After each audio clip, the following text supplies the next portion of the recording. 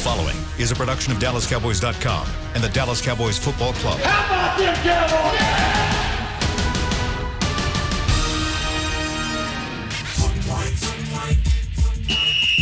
Let's go, baby. Are you ready for a break? Yes. Are you ready for a break? Absolutely. Ready for a break? Yeah, and so much for that. It's time for The Break on DallasCowboys.com. We were on a break. With Nick Eatman, David Hellman, Ambar Garcia, and Derek Eagleton. It is Wednesday, May 12th, 2021, Season 16, Episode number 109. Welcome to the latest edition of The Break. We're presented by Geico. We are live from the SWBC Mortgage Studios at the Star, and we got a lot of stuff to talk about today. We're going to catch up on some draft talk that we didn't finish last week. We were going through the different positions and talking about the veterans on this team that will be battling this training camp in order to even make the team. We'll do that. We have, I think we've got 4 or 5 positions still left to do there. But before we get into that, we're going to talk about the schedule. Tonight, the Cowboys will will release their official 2021 schedule. It will be released on NFL Network at 7 p.m. Prior to that, actually, at 6:45 p.m., Nick, Dave, and Rob, our very own Nick, Dave, and Rob, will be on live here on the normal channels where you listen to us, DallasCowboys.com, Cowboys Mobile Connected TV, everywhere. And they'll be talking about the schedule, and they will be releasing the Cowboys schedule before the NFL show. And then you can go to the NFL show to get more reaction and see the schedules from all the teams all there together. So before we, get deep into our draft talk, let's talk about what we know about the schedule at this point. This morning, we released the fact that the Cowboys will be opening the season. They'll be actually opening the entire NFL season Thursday night. That'll be September 9th against the defending champion Tampa Bay Buccaneers. And Dave, you told me before we went on the air, you're like, we could take a whole segment to talk about that because that's a juicy matchup. So go. If we wanted to, we could. We don't have to. But, I mean, it's funny. There aren't many things I hate more than the way the NFL handles the schedule release. I just think it's overdone and needless, and just give me a PDF with the games. I get it because they want to dominate the news cycle and make money, but I hate it. Having said that, this is fun. Well, all of that, like literally, all of that went out the window when I heard it was Cowboys Bucks to open this, because it's amazing. It's the best season opener that I've been a part of in my time covering, and even they try to get a juicy game for this, but it's hard to top this. I mean, the Super Bowl champs who didn't lose a starter, the best quarterback ever, Dak Prescott in his first game back from his injury and his contract. Offensive line's going to be back healthy. Oh, by the way, the new defensive. So we think. Yeah, I was going to say, please. No, I'm not putting that juju out in the air. They'll be back. And against that pass rush, they need to be back. No doubt. Dan Quinn came from the NFC South, so he's got a lot of familiarity with the Bucs and some with Tom Brady. There's just storylines all over the place, and I mean, if it doesn't shatter some sort of record for viewers, I'll be shocked. Amber, what were your thoughts when you heard this was going to be the opener? What a great start. I mean, this can either go really well or really, really bad. And, it's like one of those where you don't have enough time to kind of warm up, the first few games of the season, kind of get a good feel of what the team is like. It's like, no, here it is. Here's your first game. Let's see if you can survive, if your defense can survive. And that's my biggest, the thing I'm looking forward the most is just kind of seeing what this defense becomes and what they can do in that first game. Nick? I mean, I think it's a great matchup, and I think it's just funny. And I've seen some tweets. I know like Rob Phillips tweeted it out. Like, remember when everyone was making a big deal about, the Cowboys got flexed out of a game? That's because they were bad. Yeah. I mean, they were bad. And it wasn't because of the star. It was because their team was bad. The team they were playing was bad too. But no, they still have draw. And Tampa didn't have a lot of games on the schedule that you could say, I know the Bills fans think that they should have been in here, but it's a great matchup. We've seen it before.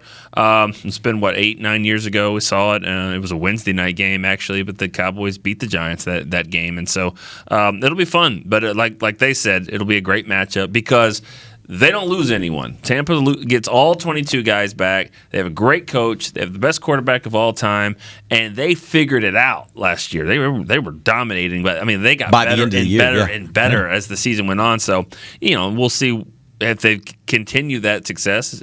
And their team hasn't changed much, right? They got everybody They back. brought At back all. pretty much everything. No So one. it's Yeah. like That is so rare in today's I NFL. don't think it's happened in the salary cap era. No, and it all it starts with having a great quarterback that people want to play with. You want to play with this guy. All of those guys could make more money, Brady included, could make more money, but they choose not to. And that is what's really rare is that they're trying to win a championship, and so that's dangerous. And then you put a coach on top of that he gets it. He does. They're the favorites again because they haven't lost anything. And I hope Bills fans are mad because they can be mad all they want and they'll still be wrong. Like, they're a better team than the Cowboys. It doesn't matter. Sure. And that's doesn't the beauty matter. of it. And yeah, guess what? NFL, they were a 6-10 team, and the records are going to be absurd because they'll be healthy. Their star power will be back. They have a very good chance to win their division. Maybe more so because their division is bad, but whatever. Nobody cares about that. The Patriots won a bad division for 15 years, and it's just I love it.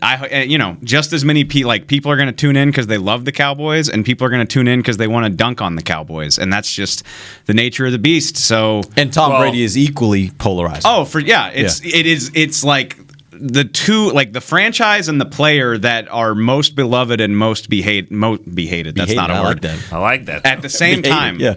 like so many people love Tom Brady, and just as many want to see him fail. And the same thing goes for the Cowboys, and it's just a match made in heaven. Well, and I know that the rules are changing so much about lately on the TVs, rights on who gets what game. But I'm sure CBS played a big factor into this as well because they don't want. Now they only get Tom Brady 2 times with CBS games when the Bucs are playing at an AFC team. So hosting an AFC team. So they probably didn't want NBC to take one of them. When the Cowboys though, the Cowboy that game was either going to be on Fox or NBC. So. Yeah. You guys have thrown out a lot of the different storylines that are in this game. What do you think is the juiciest? If you had to identify one that you think is the best storyline going into this game, What is it? There's only one, right? Is there? What do you think it is? Dak versus Brady. Is it not? There's lots. Okay, okay. Dave just rolled them all out. There's like 20. I think there's a ton of storylines. No, I think Dak coming back and the Cowboys committed to him and said, "All right, here you're the guy," and we saw what this team was without him, and they need him, and then Brady is playing until he's 60. Just the two of them together. I think that's an appealing matchup. But yeah, you're right. There's more. You guys could probably come up with 5 more. Well, it's a different iteration of the same thing. It's not really Dak versus Brady. That's not what it is. And that the biggest thing for me is the 3 most important players to the Cowboys being successful: Dak Prescott, Tyron Smith, Lyle Collins, coming back and playing the strength of this Bucs team. Mm-hmm. Like, Tom Brady's great. He's not. He didn't. That's not why they won the Super Bowl. They won the Super Bowl because of this ferocious defense. JPP, Ndamukong Suh, Vita Vea. They spent a first-round pick on a pass rusher, Devin White and Levante David. Mm-hmm. The list goes on, and just getting dropped into that in front of the whole world on night 1, like, oh, welcome back, congrats on all the money, go beat the best, do it now, and if you don't, everybody's gonna be pissed. That's just fascinating to me. Which, Tom Brady's a part of that, but that's what I want to see. Amber? Well, for me, I think it's so hard to get a full idea because, again, we're trying to get a good grasp of this coaching staff and what they can do and right now, we can talk about, Dak versus Brady or whatever. No, it's Cowboys versus basically Brady, how I see it, because we've seen it in the past, even with Tyron and Lyle in there, the line working well, Dak healthy and throwing the ball well. There are times that they still get beat. They start games slow and it takes them a while, and then the defense is not pulling their weight. So again, it's gonna take more than just Dak and those 2 guys on the line for them to be able to have a successful game. We definitely need to see so much improvement from the defensive side of the ball because the offense is going to need all the help they can get, especially in a game like that. So it's just so many different elements that just need to come together other than just hope that Dak is healthy, he's able to throw the ball. Maybe Zeke is able to run the ball very well with the O-line healthy in there. So it's just... it's very, very hard to just put every single piece together and really have a visual that they can make it happen in the first game of the season, especially when history has shown that, I mean, at least from my experience, sometimes it takes them a while, especially after last year. You know, it took them a while to kind of get things moving compared from the beginning of the season towards the end of the season, despite Dak not being available. But it's just, there's so many different elements in there. So it's gonna be fun to watch for sure. But I'm scared. I'm gonna say it. I am scared. I'll say this. I actually think this game is, I think it will be billed after it's done. It will be billed as somewhat of a referendum on who the Cowboys are, because I think there are people that are giving the Cowboys at least some leeway that last year was an aberration based upon the fact that Dak went down so early in the season, based upon the fact they didn't have the tackles the vast majority of the season. And so we really didn't get to see this new offense with, you know, Mike McCarthy and his staff coming in, and with, you know, the addition of CeeDee Lamb. There were all these things everybody was excited about. Dave, you guys started it before the draft last year talking about Team 40 Burger. And I think everybody was expecting to see that. And then you get into the season and you don't have some of the key elements. If you have those key elements this year and you open this game against the Super Bowl defending champs, if you win that, I think there will be a lot of people saying this is the Dallas Cowboys that should have been here last year. We just didn't get to see them because the players weren't there. If they lose, I think there will be a lot of people that will be saying Dallas Cowboys are still just the Dallas Cowboys. So I'm not buying the idea that losing those players was that much of a difference. And by the way, that's just people, and that's just the media, and that's just how it will be billed. But I actually think that will be the conversation as of Monday following, or Friday following that game. I think that's as fair as it could ever be, though. I mean, you know, and one game never makes a season, especially not the season opener. I get that, but this is the team that just won the Super Bowl. This is the team. It's all 22 of them.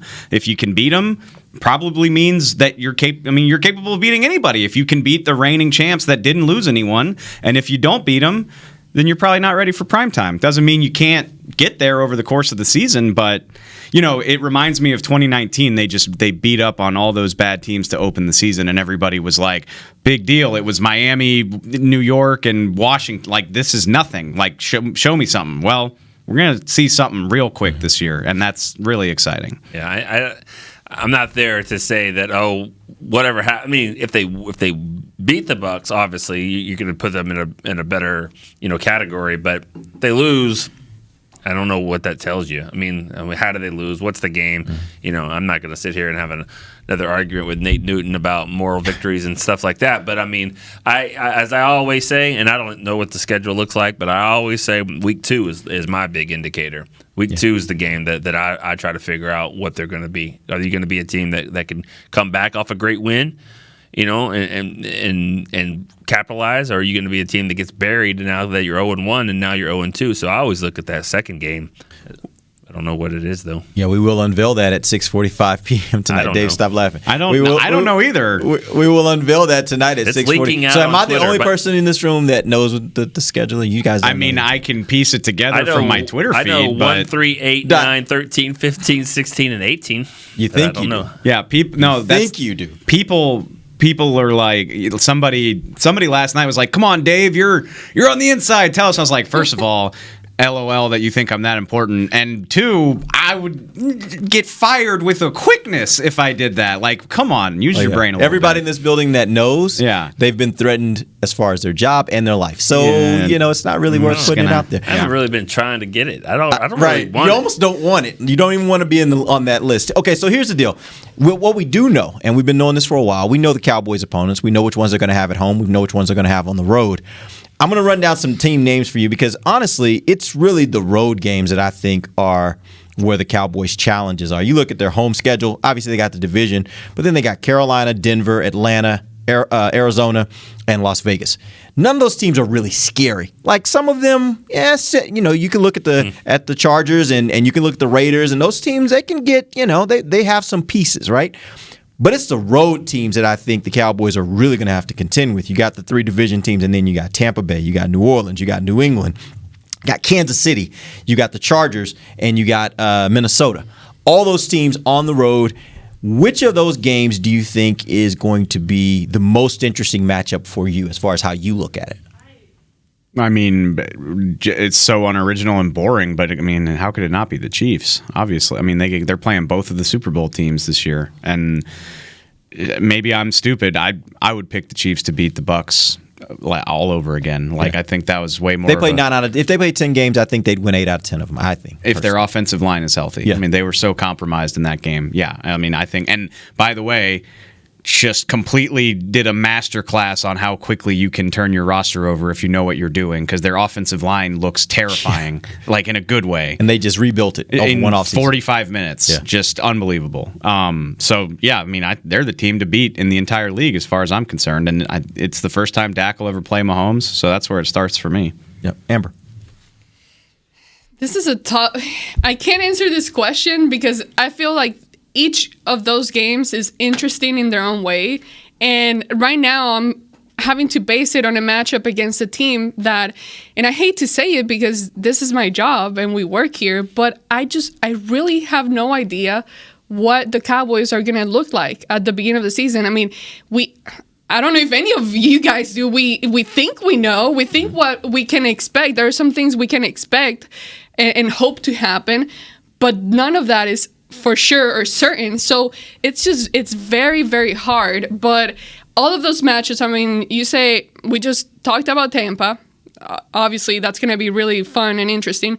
New England, that with the changes they've done in the offseason and free agency and all that, I'm very curious to see just how that team is going to look like and perform. Then you got the Chiefs for obvious reasons, just like Dave says. I feel like everyone wants to see the Chiefs playing just because of Mahomes and how they've been doing these past 2 years. But then New Orleans, we always talk about that stadium and the energy in that stadium is very chaotic and energetic and everything. So it's exciting. I don't know. I'll be watching all of them for sure. So I can't choose one of them. I think they are all very interesting. Nick, you ready to throw some beads or Minnesota? That's the game. That's the game that's most interesting to you. Yeah. Well, I wasn't going to go down the list like and everyone. They're all tough. Yeah. They all look scary in their own way. But I'll go with Minnesota because if it gets back to the crowd, they beat Minnesota last year and you could hear a pin drop in there. It was weird, and I don't think that'll be the case this year. Yeah. I don't think they need a lot of people in Minnesota to make that place loud.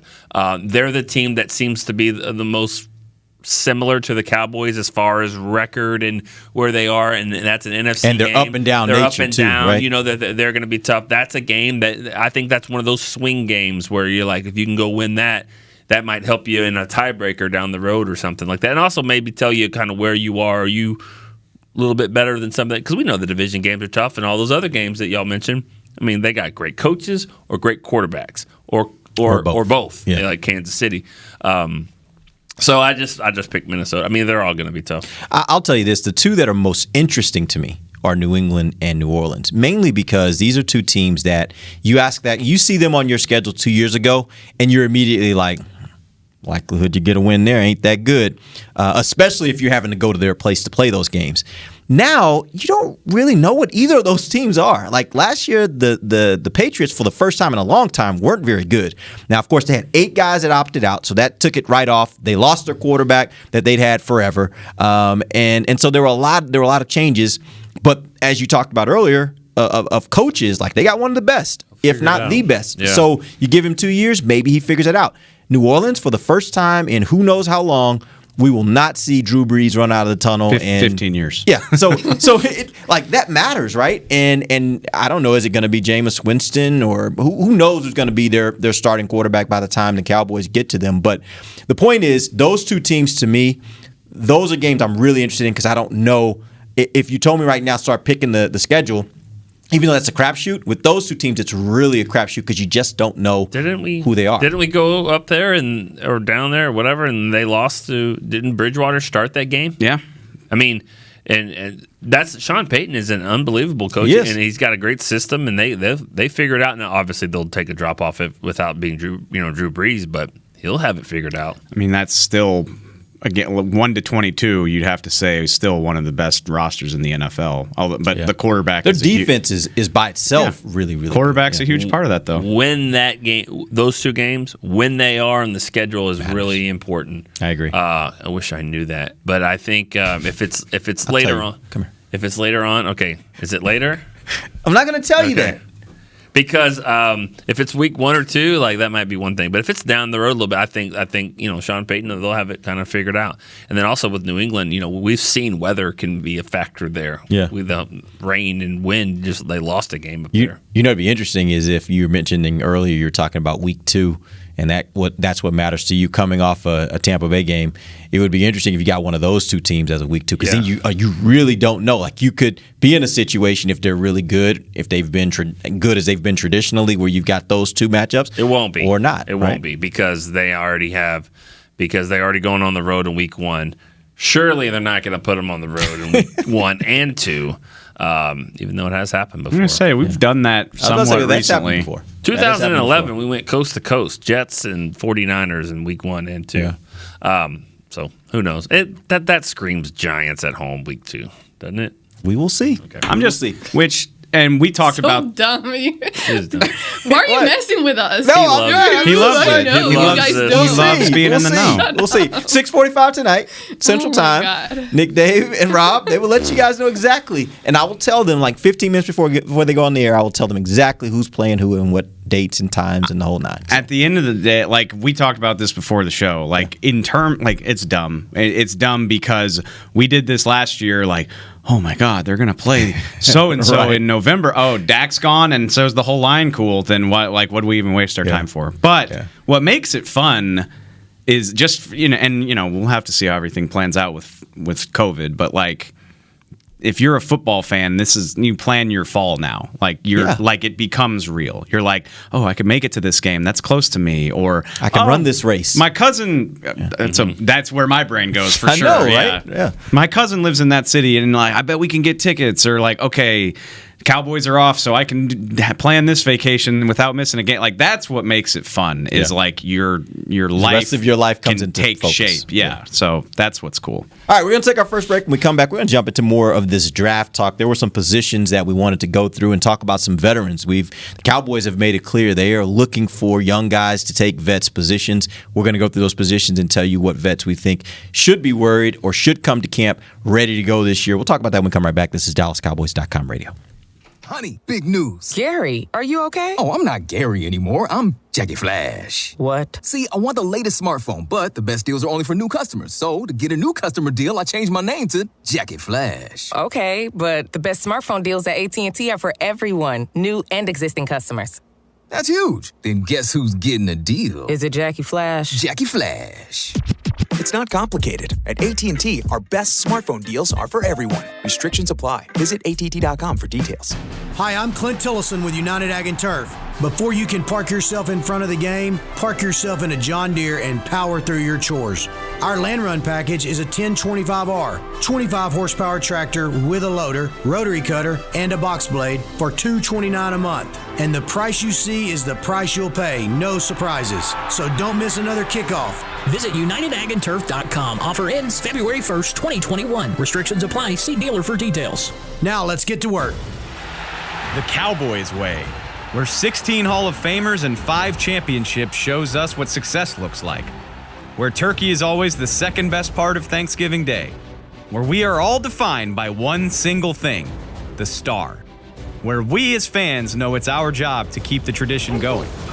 Bank of America is proud to be the official bank of the Dallas Cowboys and to support the quest of living life the Cowboys way.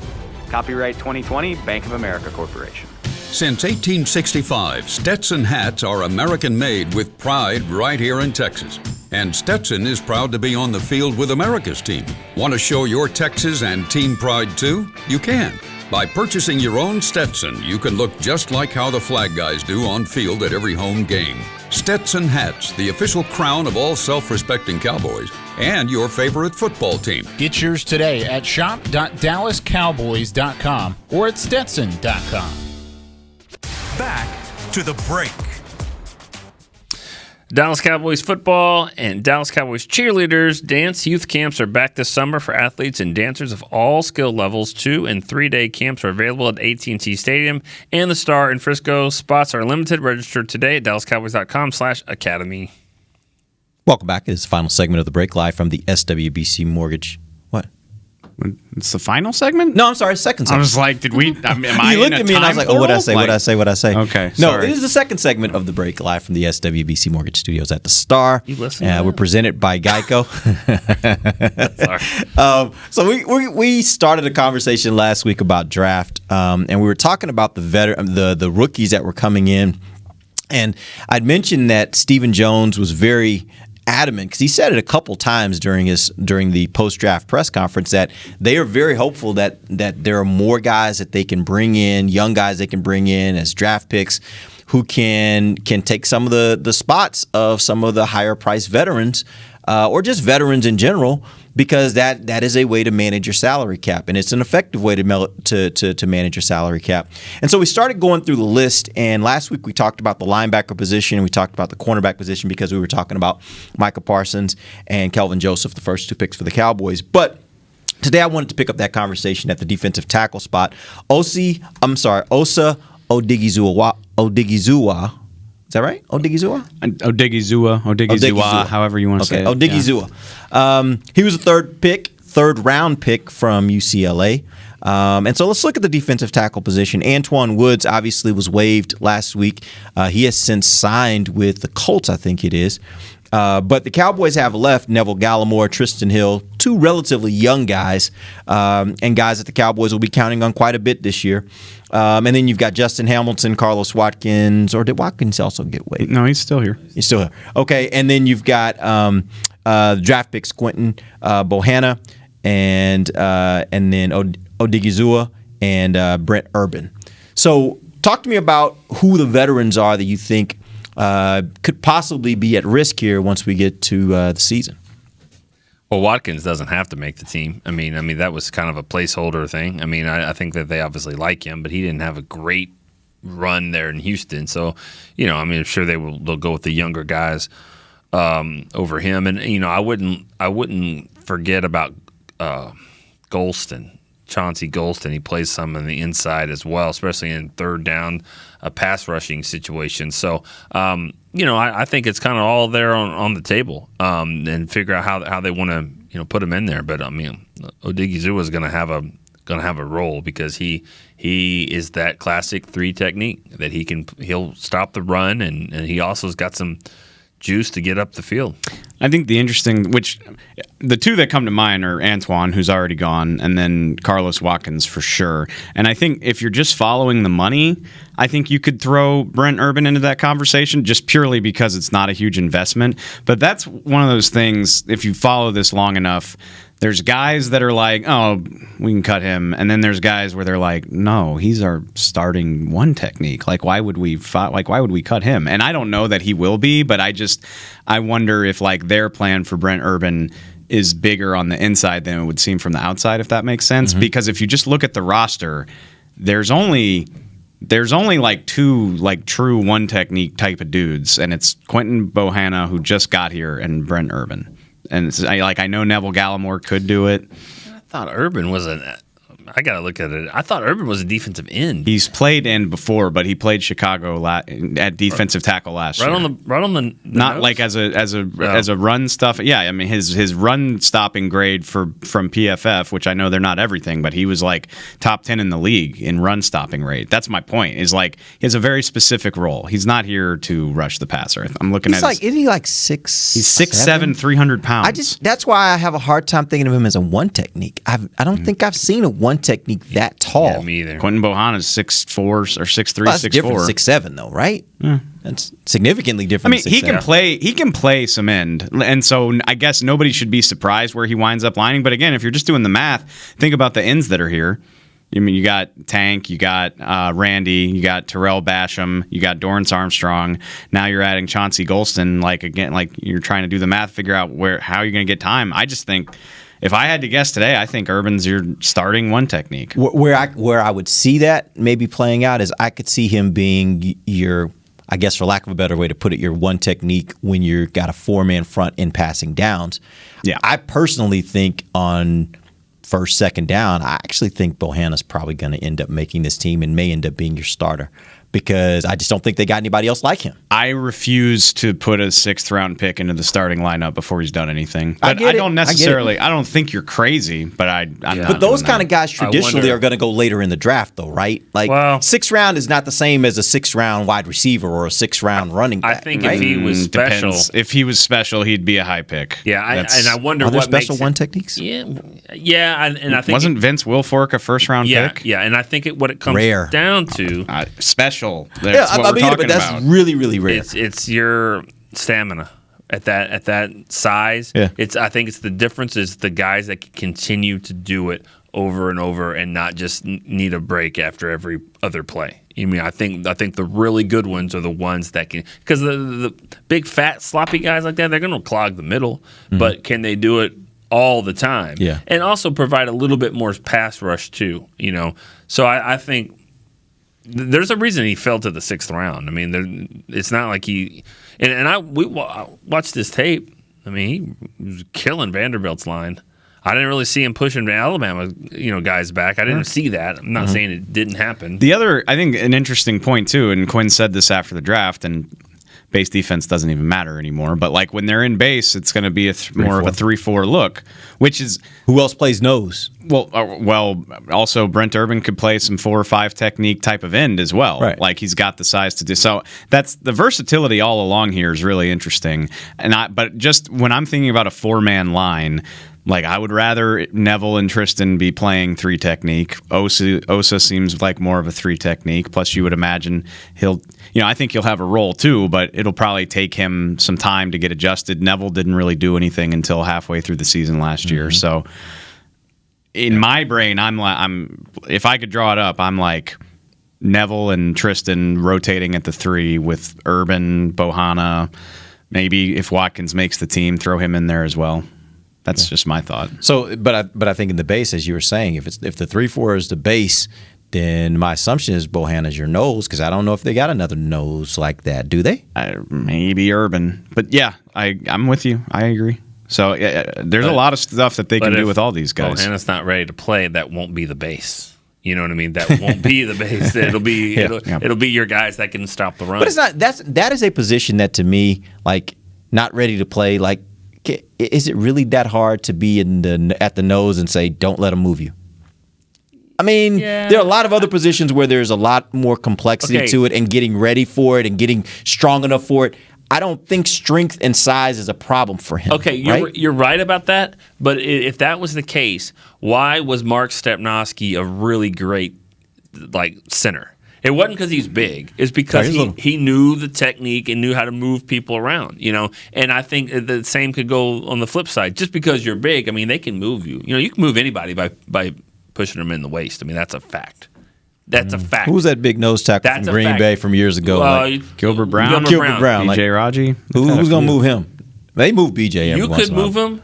I could move If you put anybody can be moved if you hit him in the waist. You know what? That's a fact. I ain't buying it. I'm just going to say this for the record. Go find the biggest. When Nate Newton comes in here tomorrow, push him in the waist. I'm not trying it.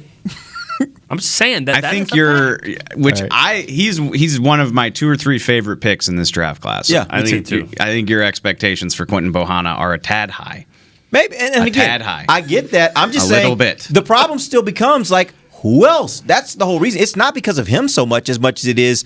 I don't think they got anybody else that has that body type. If you're going to say 3-4 is our base, who else has the body type that can hold up at the nose? I don't know, but I'm just saying. You cannot get moved at the nose in 3-4. Like that is a critical position where they cannot get pushed around. They're not going to play 3-4. That's the You just finished saying he said that's their base. And then he said we're going to play 70% of our snaps in nickel, which is a 4-man front. So the other 30%, what are we doing? I don't know. Figure it out. Sign somebody else's roster cut when the roster gets cut down. Okay. I pick 192. I get it. Pick 192. That's all. I get it. Which, love the guy. I think he's going to be a good player too, but you get drafted where you get drafted for a reason too. Yeah. I said that about Jay Ratliff too. All right, let's move on to the defensive end position. A tad high. 4-time Pro Bowler. A tad high. You just took it back. You showed him. You took it back. What, 15 years? Like, gosh, Jay Ratliff. Every once in a while. The best 7th round draft pick in Cowboys history, probably. Every once in a while. If I had to guess. Maybe. Staubach. No, he was a 4th. Was he 7th round? He was 4th, wasn't he? I think Staubach was a 7th. I'll trust you on that one. I don't know. Maybe a 10th. All right, let's talk about the defensive end position. That makes They more drafted sense, Chauncey actually. Golston. He was a 3rd round pick out of Iowa. At right, defensive 10th. end, they have. I'm sorry? He was a 10th round pick. Roger Staubach. Oh, all the way back Chauncey in 1964. 10th round pick. Wow. Okay, so you just forgot the 0. That's fine. That was back when the NFL had baseball type drafts. Yeah. But yeah. Hey, sorry, go ahead. Go ahead. Nobody cares. Thanks. Yeah, you kind of got us off. But okay, so we've got the defensive end position. You got DeMarcus Lawrence, you got Randy Gregory, you got Dorrance Armstrong, Terrell Basham, Bradley and Nye. Then you got the draft picks, Chauncey Golston, and you have Rondell Carter from last year as well. Which veterans do you think are most at risk? Defensive end. And we probably ought to talk about Brent Urban because I do think he factors into that as well. That's a tough one because, like, right off the bat, Terrell Basham comes to mind, but they also signed him to a 2-year deal. And the other guys that they got, they were 1-year deals, right? That's exactly. So you have to kind of, Well, if you're looking, I mean, again, maybe they don't want to admit it, but it's about more than just like who's playing against Tampa Bay. Like Terrell Basham's under contract for 2 years. Who the hell knows what's going to happen with Randy Gregory? Is he going to blow the hell up and you got to franchise him or sign it? Because I believe he is finally at the end of his deal, whatever it is at this point. Didn't they give him an extension? But I think they gave him an extension to get to this point. I'm pretty sure. Well, I know this, and I know this for other reasons because of stuff that happens. When you're trying to get guys to do appearances and stuff. He's not on his rookie year deal. No, that's no. They have so many weird things have happened to Randy's contract, but he's finally at the end of it. How long has he been here? He's since 2015. Technically, he's like the 4th longest tenured player on the team in terms of years that he's been here, not games played. But he's missed more games than he's played. Yeah. I think it's like 60 to 40. He's going to make Really? Okay. He's going to make $2 million this year, and then he's finally able to hit free agency 2 or 3 years after he would have been able to originally. That'll be So interesting. he's what, like late 20s? You said franchise him? Yeah, what if he freaking has like 13 sacks? No, I'm just saying. Not that that's well. That would Marcus Lawrence did it. That would be surprising, but I'm just saying franchising him. We know what that price is. Yeah, we do. We also know how valuable it is when an edge rusher can. I mean, DeMarcus Lawrence did the same thing. Like his career. I love about Dave. Dave will fight you on Bohanna being a 6th round pick that's going to do anything. It's like it's a little high. But then Are we? Are now you? we're franchising. A guy that's been in 6 years and played fewer games. Am I taking absolute crazy pills right now, or did Randy Gregory show up and take Alden Smith's job last year? No, you are taking crazy pills if you think he's going to hit 13 sacks. Like I think DeMarcus Lawrence was a disappointing player until Smith 20. was also kind of banged up. I'm just He saying, was like struggling with some injuries. I'm just saying, the guy is super duper talented. Got it. Came on strong as hell last year. Got it. Is used to the NFL. Like he's done this before. All fine. Had the talent to be a top 10 pick. It was never his talent that put him there. Okay. First time having a real offseason and in a real year. And you're going to give him 13 sacks. I'm saying you should at least think it's possible that he can do it. Absolutely. Well, yeah, it's possible. I mean, it's possible that Bohanna will be your starter. I cannot believe we are comparing Quentin Bohanna to Randy Gregory right now. DeMarcus Lawrence. What would be the biggest surprise if you said right now Bohanna will start in your 3-4 base defense and he'll start 6 or 7 games, based off of where they play, or Randy Gregory has 13 sacks and they have to franchise him? Bohanna's more likely because there's not that much talent on this defensive line. But no, you're insane. You're absolutely crazy. Are we assuming he's going to be on the field the whole season? Derek, apparently. Oh, Randy? Yes. Yeah, I don't see any reason why he wouldn't. No, he's going to be on the field. I think he is. I do think he is. You know how many sacks you just DeMarcus never know. Lawrence had? You know how many sacks DeMarcus Lawrence had before he posted his 14.5 sack season that got him franchised for his career? Do you know? 6. 9. Tell me. 9. He had 9. He had done, with all due respect, and injuries were part of it, but kind of jack squat by 34th overall pick standards. Randy's got 10.5. And he had 3.5 last year, and he played in like 8 games. But he's going to jump from 3.5. I'm just saying. And let's just extrapolate 7 to 13. So he's going to double this year. You're comparing a day 3 rookie to a 5th-year NFL veteran who has shown the potential to do this. No, I'm really not comparing. I'm really not trying to. Nick was making that comparison. I guess my point, though, is go ahead. I'm going to meet in the middle there. He might have 13.5 because he's going to be rushing off the edge because they got this new defensive tackle named Bohanna right down the middle. He's going to help him do that. So you know what? They're going to help each other. I'm just saying, again, and going back to the point, like this team, this defensive end is a bizarrely underreported trouble spot for this team. Like nobody, and probably because there weren't any good edge rushers in this draft, but like in most years, people would be like, let's get the best end we can. Like we've got DeMarcus and then a bunch of stuff we're not sure about. Yeah, but I think that's also because like at a lot of other positions, they didn't even have really bodies, let alone like the defensive end position. It may not be where you want it to be, but you got guys you think are relatively competent. You think DeMarcus is competent. Yes. You think Randy, as you're saying, is very competent, right? So you at least got 2 starters at defensive end that you think are competent. You can't say that about a lot of other positions on the defense. And all of these conversations, to bring it back again, like even Bohanna, all of this is just a testament to how talent poor they've been on defense than anything, in my opinion. That's fair. But so to get way back on the track, now that I know that y'all hate Randy Gregory. Here we go.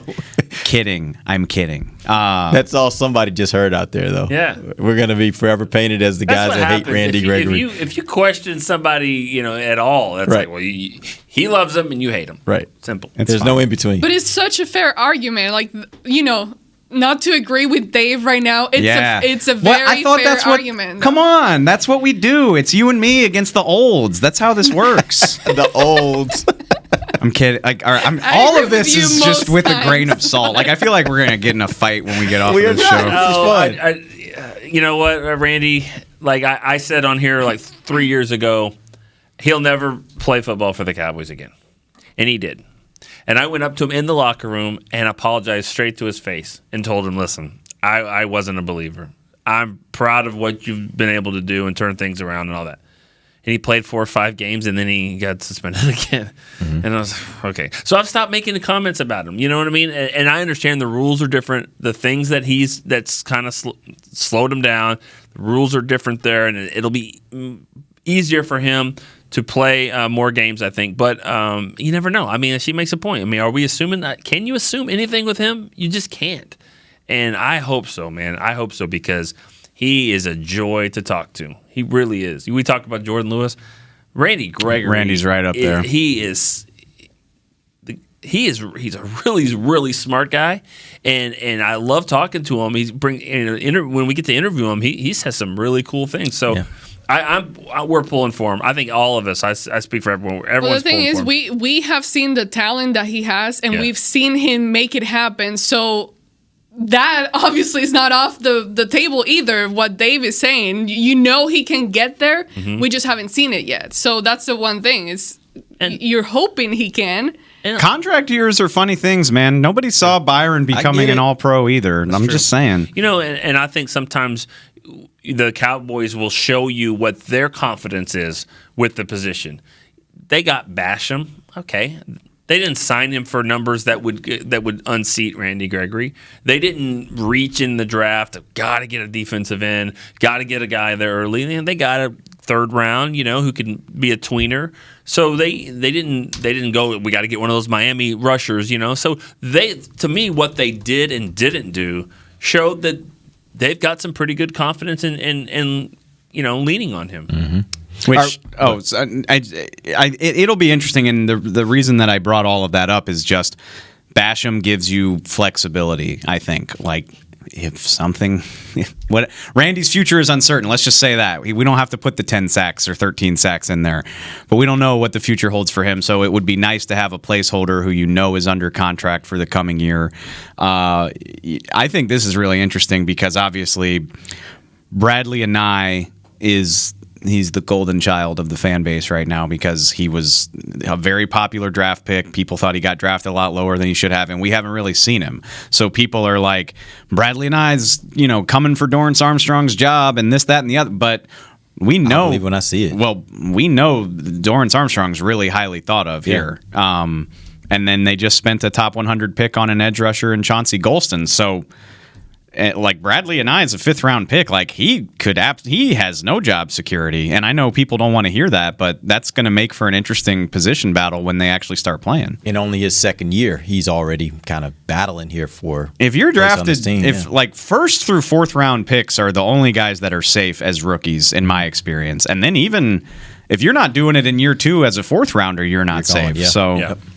All right, we're going to take our final break. We'll come back. We do still have to hit the offensive line, talk particularly about the offensive tackle position and what veterans we think may stick around. There's a lot of guys that are kind of clogging up behind those main starters. We'll talk about that when we come right back. This is DallasCowboys.com radio.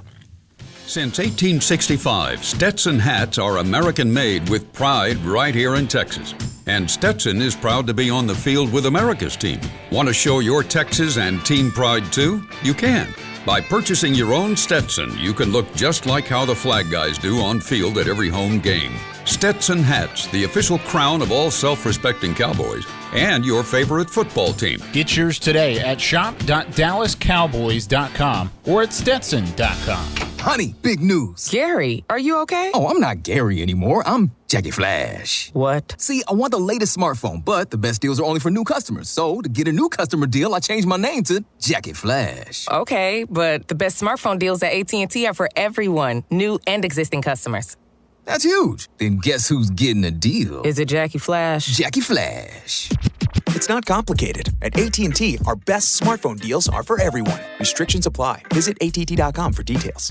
Want to use what the pros use? How about the official men's skincare brand of the Dallas Cowboys, Jack Black? Right now, you can get the Jack Black Starter, a curated collection of Cowboys locker room favorites for just $10 with free shipping. The starter includes 4 Jack Black skincare favorites, plus a full-sized intense therapy lip balm. Go to getjackblack.com/Cowboys and use the code word TEAMJB. That's getjackblack.com/Cowboys. The Jack Black Starter, $10, free shipping.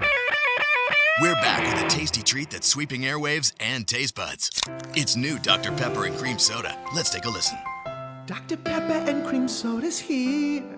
A new combo that's music to my ears, okay. Let's play. Cream Soda and Dr. Pepper time. Pour it in a glass of ice. Ah, music to my ears and mouth. New Dr. Pepper and Cream Soda. A delicious duet. Back to the break.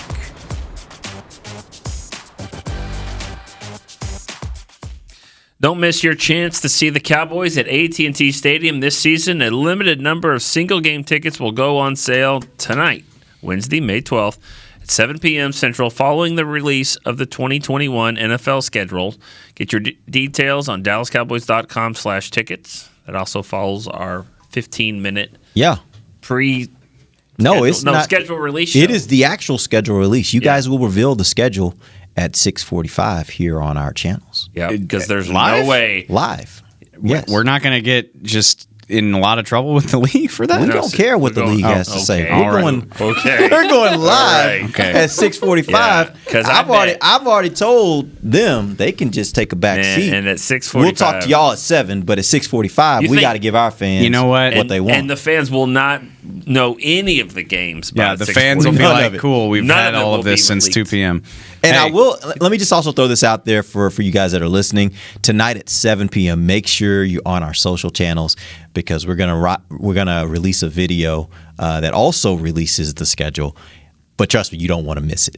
I'll just say you do not want to miss any this. hints or anything. I'm not going to give any hints. Just trust me, you do not want to miss this video. Yeah. This video it's going to make your day. Why should we trust you? We'll keep you posted to it. And she says that with a dead serious look on her face. Okay, so we got one more position we got to hit. Offensive tackle. Cowboys draft Josh Ball, 4th round. Thank you. Out of what? Nothing. Nick implied something and Chris said it was funny. He was craving approval. Oh, okay. I didn't crave approval. Chris said that was funny. Dave just got him today, boy. I'm sorry. He's just rolling him out today. All right, Josh Ball drafted in 4th round out of Marshall. Cowboys have currently Tyron Smith, Lyle Collins, Brandon Knight, Terrence Steele, who played a lot last year. So they come in this year with a lot more experience. Ty Inseki, yeah, that's perfect. That works. And then obviously Josh Ball, who are the vets here that are looking at possibly being out the door. Because it really gets interesting when you start thinking about Brandon Knight and Terrence Steele because of the amount of experience. Did they get better over last year to the point where maybe they could step up and be like even competition for Josh Ball, to where Josh Ball becomes less important to this team? I hope so. I mean, that's why Terrence Steele was playing. I mean, how many quarterbacks did he get hurt, and how many how many games he affected games but they were trying. They were pot committed on him, like to try to get him out there and play. I never heard that term. Pot committed? You don't play poker? I don't. Sorry. I don't. Oh, that's a poker term. That makes sense. I mean, once you just keep betting, you bet. Now you got to see it all. You might as well just keep betting because you put it all out there. That's what they were doing with him, and I think so. I hope that he's better because I mean he got a lot of for undrafted rookie last year. He got a lot of playing time, and I think he did get better. I mean, he had a low ceiling. I mean, low floor to start with, but he got better, and so. Did you ever hear? I know you have had access to that side of the building and get to talk to certain people. Mr. Tier 2. Put some air quotes on that access, please. I mean, I was over there, okay? But you get to run into certain people that most of us don't right now. But did you ever get a sense, whether it's scouts or a training, anyone, as to maybe why they were so stuck on keeping Steele in there? It came down to they didn't have any other options. And last year was so weird because you couldn't just bring guys in off the street. There wasn't a lot of guys. It took 2 weeks to get a guy in, tested and all that. So you got to keep him going. And I think that he showed signs. I mean, he's an athletic tackle. He's athletic, and he keeps fighting. He kept fighting. He wasn't great, but he was the best they had. And he wasn't the best they had. He had the most upside. They could have played, what was his name? Jordan. Oh, Mills. Yeah. Jordan Mills. Yeah. They could have played Greg Sanat, had a little bit more, but they're not going to be here next year. And they knew when it got to the point of the season where it's probably not going to go like we wanted to. Let's just keep playing him. And so I think he got better. Yeah, I think I agree with that perfectly. And like I gotta say, I know he didn't have a great year, but like you get thrown in the fire like that. I'm like, well, this should be in the third or fourth tackle should be great for you now. If you had to be the second one and maybe the first one for so much of the year, so that can only help. I wonder if Brandon Knight's going to wind up at guard because if you think about it, they drafted Ball, who everybody says only slipped because of the domestic violence allegations. So that's a talented guy. And Secchi's been doing this for a long time. You still have Terrence Steele. So now it's like, well, I know we needed all of these tackles last year, but how many tackles do we need if everybody's healthy? And Brandon Knight has played guard here before. I believe he played guard at Indiana. So, and I know they drafted Matt Farniok in the 7th round, but like in terms of big time additions, they didn't do a whole lot to the interior. So that's a possibility. Ty Insecki's probably the guy. Like if Josh Ball is just the truth and you also have Terrence Steele, then maybe that's a veteran salary you can get rid of. Would you guys agree that Brandon Knight, kind of as the season wore on, he got a little worse, and I think Terrence Steele got a little better? I think I would agree with that. Yeah. I'd like to go back and watch, but that I feel like I remember thinking that. Like Knight was, you and me both were like, can we get a look at Knight? And he played well for a while, and then by the end of the season, it seemed like it was catching up to him.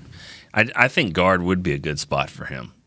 I just feel like I've said it many times. I think if you went into his closet, he's got a bunch of shirts, black T-shirts that says like staff on the back. Just a bouncer. I mean, he's just a brawler. I think guard. I think is his spot. How many tackles are you keeping in the roster? 4, right? I would like to keep 4. Like some teams keep 3, but on this team, 4. And then there are some of these guys that are flexible that you can kind of move them around. So how many of those flexible guys are you trying to keep? See, that's the thing about Brandon Knight. Yeah, that makes Brandon Knight Brandon Knight could be, you could keep 4 guards, 4 tackles, and you keep him, and then it's basically like having 9 guys, but it's like having 5 and 5. Yeah. I would go heavy on offensive line for this team. Like 8. Some teams will say you can get away with 8, and I think the Cowboys have done it before when like when Tyron was a lot healthier.